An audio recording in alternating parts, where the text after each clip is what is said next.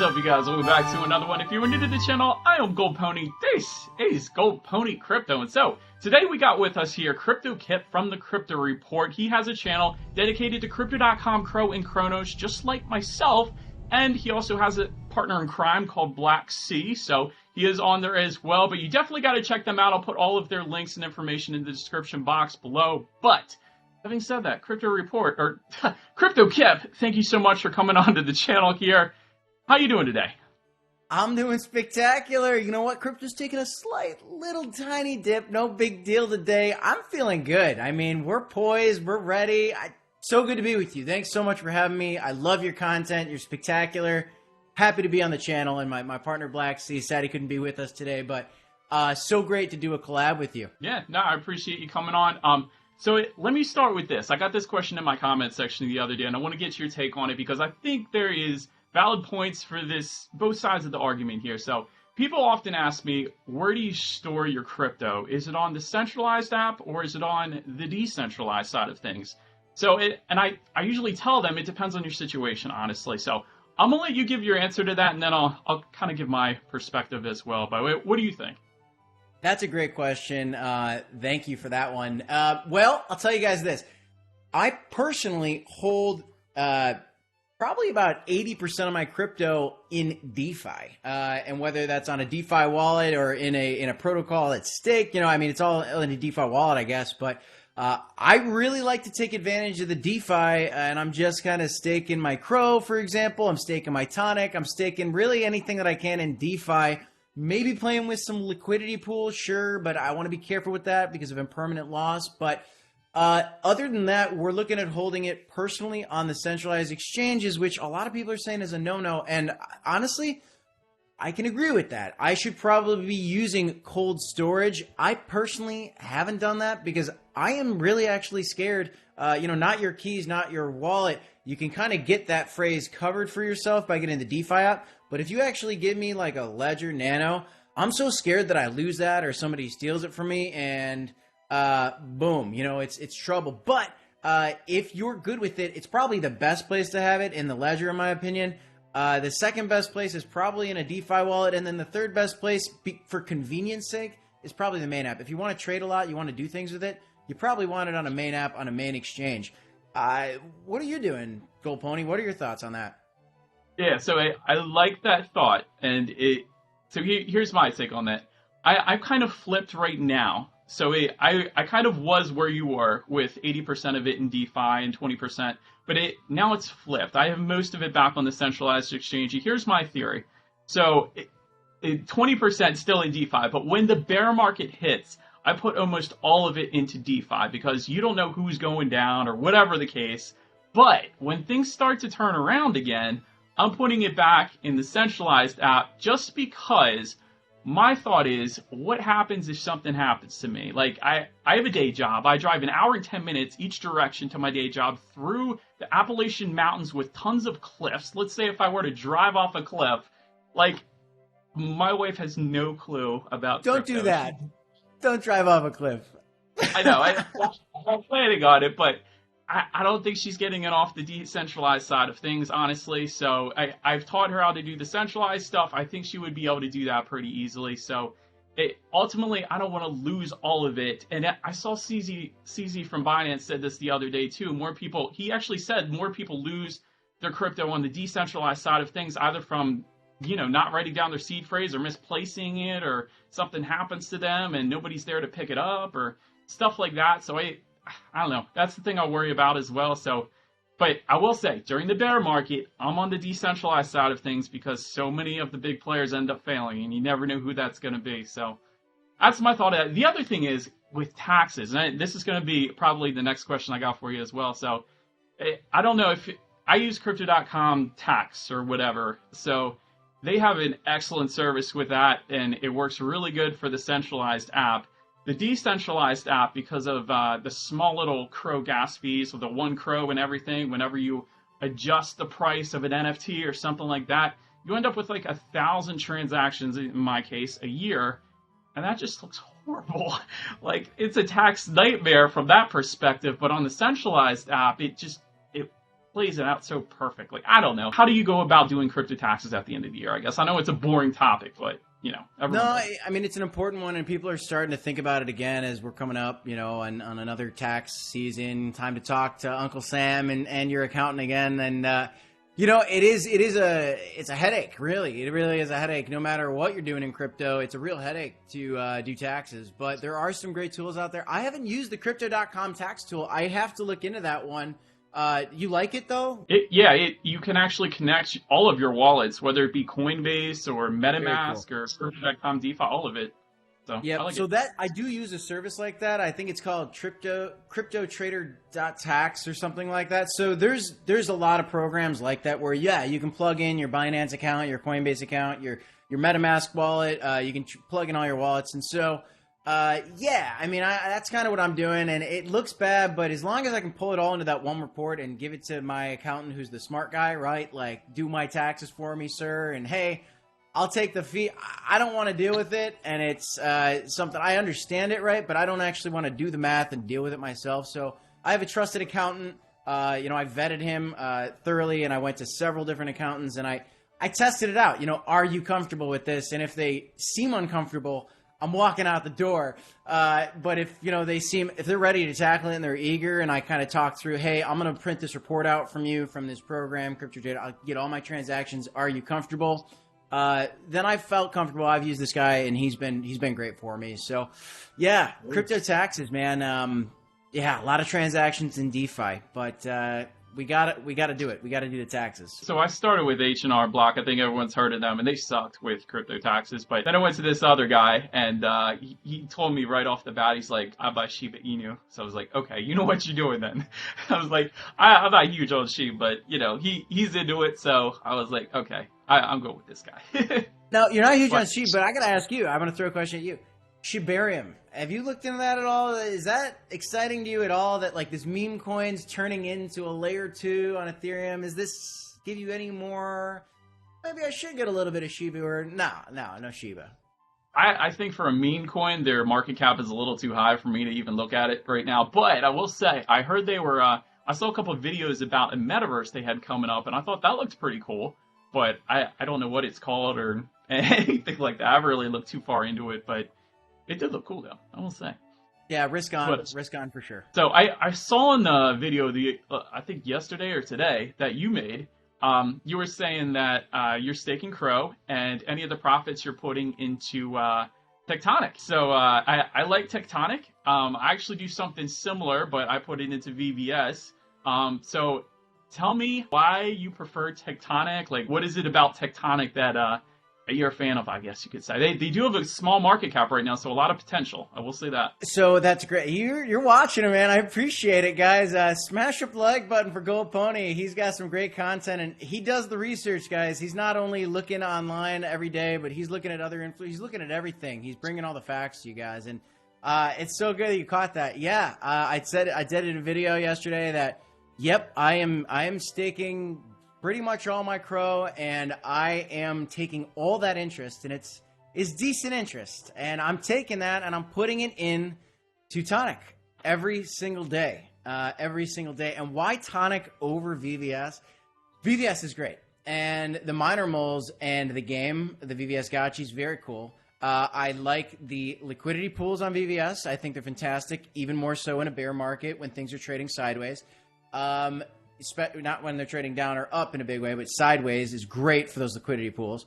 And it's got a higher market cap. So in that, it's more established, right? And so it's safer, right?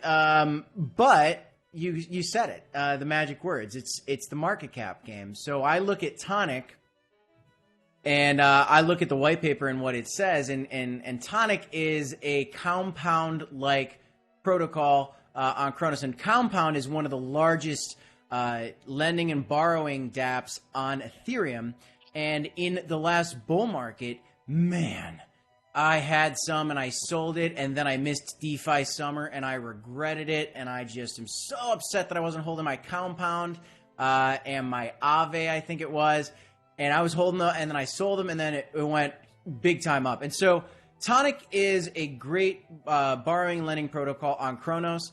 I believe in the Cronos ecosystem, and so yeah, I believe VVS is going up, but I also believe Tonic is going up too because it's the biggest borrowing and lending protocol on Cronos, and if it does anything close to the gains that Compound did, and seeing that it is the second most popular project on Cronos and its market cap's only 25-ish million, you know, to get to 250 million is a 10x, and 250 million is a walk in the park for any good project, and I do think it's a good project.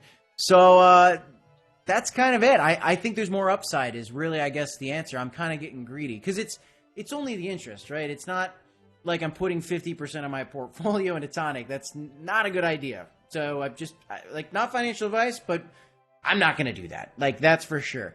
But I want some exposure, especially if it does 20x, maybe even 100x. We'll have to see. No, it makes sense. And since you mentioned miner moles, I have two of them. What I do with those is I stake them on minted, and I earn minted token back there because you get the most points for them right now. And that's a little bit of extra that I can put towards VVS or whatever. So I like that.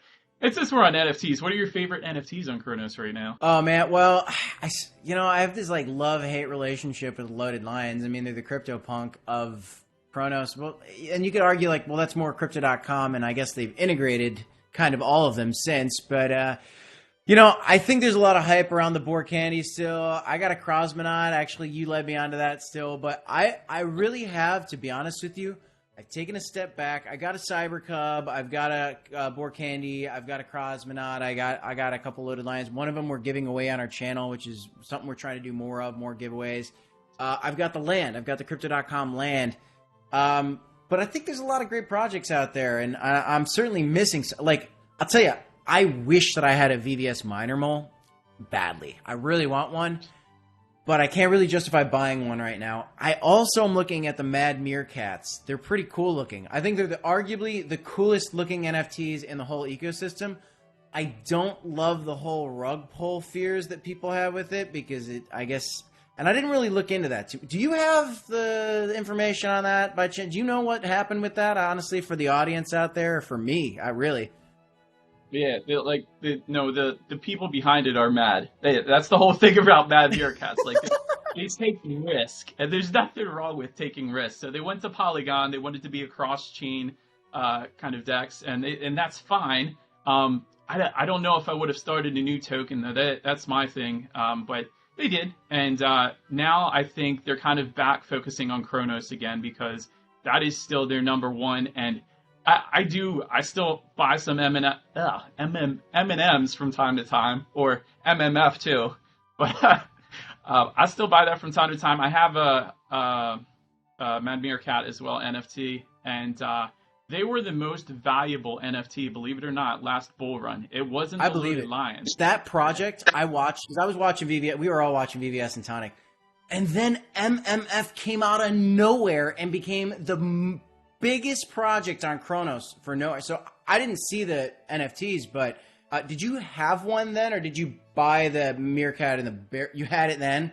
Ooh. Yeah. Ooh. No, so I had all of them. I had the Crow Cat. I had the DGen came later on, but also I had a Treehouse. I actually won a Treehouse for buying Cosmocraft, which isn't even that expensive, but one of the mint rewards just randomly picked, and I got a Treehouse, and I held that for a little bit, and then I sold it for like 11,000 Crow, and then it came back down, and then I bought it again once it got to 2,000. So good flip there. But I was earning MAD when MAD was $20 a token. Like, it was nuts back then.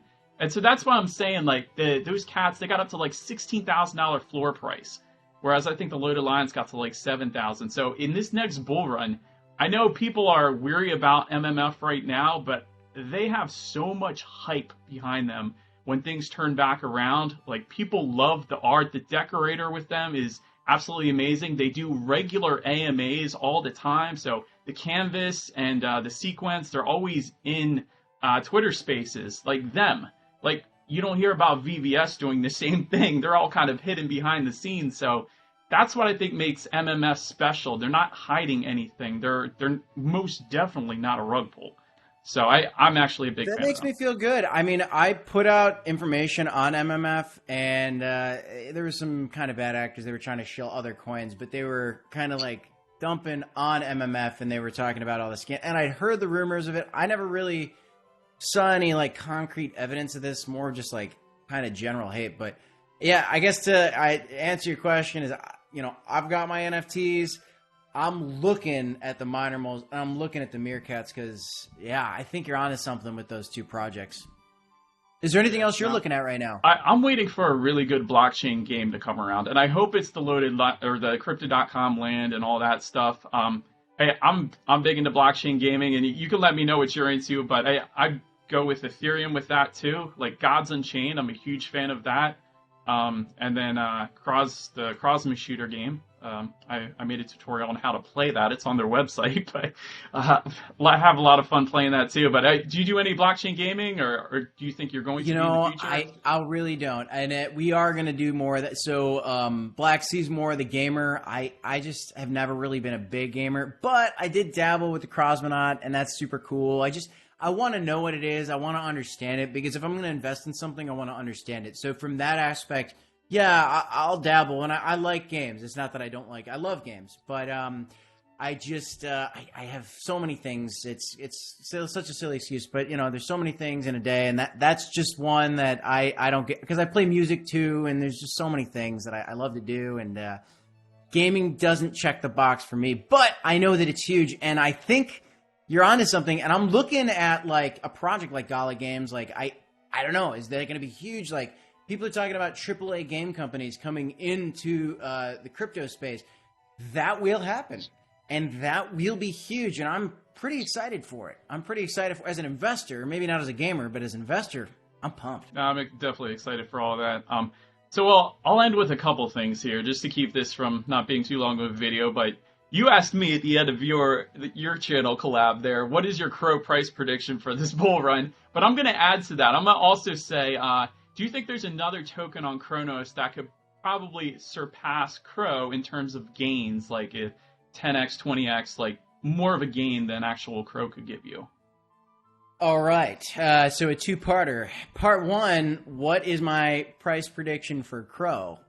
I don't think that it's out of the question for a $2 to $5 Crow. That's a huge range, but dollar it's a no-brainer, in my opinion. Not financial advice, of course. We got to say that. Look, you look at Ripple, and Ripple did not hit its previous all-time highs. It didn't do it. There's other coins that didn't do it. Maybe Litecoin is an example of that. I'm not quite sure. There's a lot of projects that didn't. So if there's a chance, guys, it doesn't. But so long as it does, and we do break all-time highs, looking at the tokenomics, looking at the market cap, looking at the 80 million users on Crypto.com versus the 140 million users, half the amount of users, I argue half the value of the market cap. That brings us to a $20 billion market cap. That's an easy 10x for Crow from the $2.5 billion market cap it has right now. $2 to $5 seems totally feasible in a bull market for Crow. Big range for you. Second part to your question. Are there tokens that will outperform Cronos in the Cronos space? Absolutely. I think there will 100% be a lot of coins in the any of these good projects that are in this Cronos ecosystem. I do believe that they'll be absolutely massive gainers. Why? It's just a matter of tokenomics. When the market cap's lower and there's a bull market happening, there's bigger gains on smaller cap coins if they're legitimate and if people are excited about them. And so I can't 100% say what they are, but I think that when you're looking at a VVS, at a Tectonic, when you're looking at maybe, an MMF finance token, maybe even a minted, token, being that one's so new and so low in market cap, with great risk comes great reward. And so I'm not saying it's a certainty, but that's why I'm taking my interest on buying the Tonic, because I want some more upside. Fortune favors the brave, so no, I'm with you there. I like Tonic. I usually try to get into projects that I have used. I haven't used that one yet, but so that's why I'm into VVS. I'm into MMF. I've used them plenty of times. So those are the two that I like. Oddly enough, I also like Cardano because I watch Charles Hoskinson's YouTube channel, and I'm not a fan of his ego, but I am a fan of what he believes in with the project. So I'll put it that way. But well yeah, said. that's pretty much. Yeah, he does have an ego. I've read all the past stuff, and yeah. Anyways, but I do like what he is making Cardano stand for, the decentralization and all the different languages, computer languages that can be had with Cardano as opposed to just Solidity, like Ethereum uses, for example. But anyways, I think the next time we should do this on your channel with maybe Satoshi Aoki with us and a face reveal for Black Sea, maybe? That would be so cool.